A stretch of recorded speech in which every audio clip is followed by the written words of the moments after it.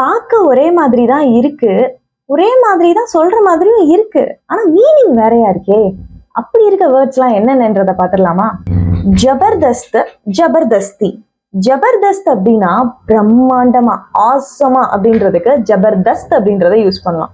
இதே இது ஜபர்தஸ்தி அப்படின்னு நீங்க சொல்லிட்டீங்க அப்படின்னா அது ஃபோர்ஸ்ஃபுல்லி, கட்டாயப்படுத்தி ஒரு வேலை செய்ய வைக்கிறதுக்கு ஜபர்தஸ்தி அப்படின்றத யூஸ் பண்ணுவாங்க. கானா, கானா, இது யாருமே கரெக்டா ப்ரொனவுன்ஸ் பண்றது இல்ல. கானா அவ்வளவுதான். கானா அப்படின்னா ஃபுட், கானா அப்படின்னா பாட்டு. சோ கானா, கானா ரெண்டுக்கும் டிஃபரன்ஸ் புரிஞ்சுக்கோங்க. தேர்ட் ஒன், பல், புல். பல் அப்படின்னா மொமெண்ட், அதாவது இந்த தருணம் அப்படின்னு சொல்லுவோம்ல. சோ இஸ் பல் இந்த தருணத்துல, உஸ் பல் அந்த தருணத்துல அப்படின்ற மாதிரி யூஸ் பண்ணலாம். திஸ் மொமெண்ட், தட் மொமெண்ட், அதுதான். புல் அப்படின்னா என்னன்னா பிரிட்ஜ் அப்படின்னு அர்த்தம். சோ பல்னா மொமெண்ட், புல்னா பிரிட்ஜ். ஃபோர்த் ஒன், கர். சேம் ஸ்பெல்லிங், சேம் ப்ரொனன்சியேஷன் தான். ஃபர்ஸ்ட் கர் என்னன்னா டூ, நம்ம செய்யற வேலைகள், இது ஒரு வேர்ப்.